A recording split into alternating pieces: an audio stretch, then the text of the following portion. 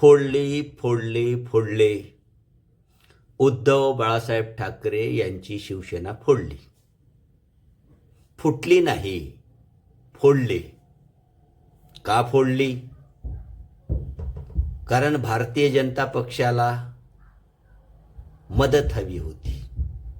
त्यांना वेगवेगळी विधेयकं मंजूर करायची आहेत.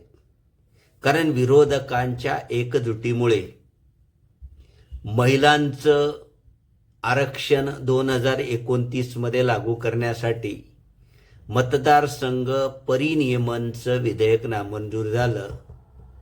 तेव्हाच भाजपने ठरवलं होतं की हे विधेयक आपल्याला मंजूर करायचं. याच्यासोबत आणखी काही विधेयकं मंजूर करायची. एक देश एक निवडणूक हे विधेयक मंजूर करायचं आहे. समान नागरी कायद्याचं विधेयक मंजूर करायचं आहे. आणि ही सर्व विधेयकं मंजूर करण्यासाठी भारतीय जनता पक्षाला लोकसभेमध्ये आणि राज्यसभेमध्ये 2/3 बहुमताची गरज आहे. NDA कडे आत्ता 293 खासदारांचं बळ आहे.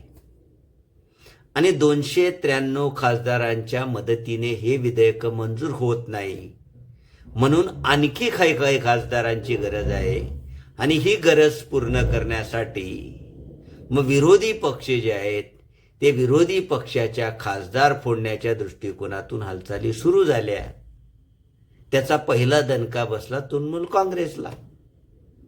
दुसरा दणका बसला शिवसेनेला.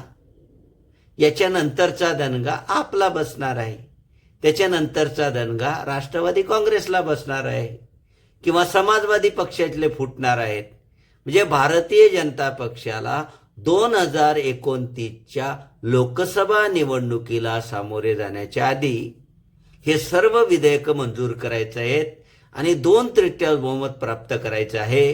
कारण ही सर्व विधेयक मंजूर केली तर आपोआपच 2029च्या लोकसभा निवडणुकीचा निकाल निवडणुकीच्या आधीच लागलेला आहे. हे भाजपच्या मनामध्ये ठाम गृहीत केलेलं आहे. कारण ही फूट जरी एकनाथ शिंदे यांनी घडून आणलेली आहे, पण एकनाथ शिंदेंना भारतीय जनता पक्षाचा आशीर्वाद आहे.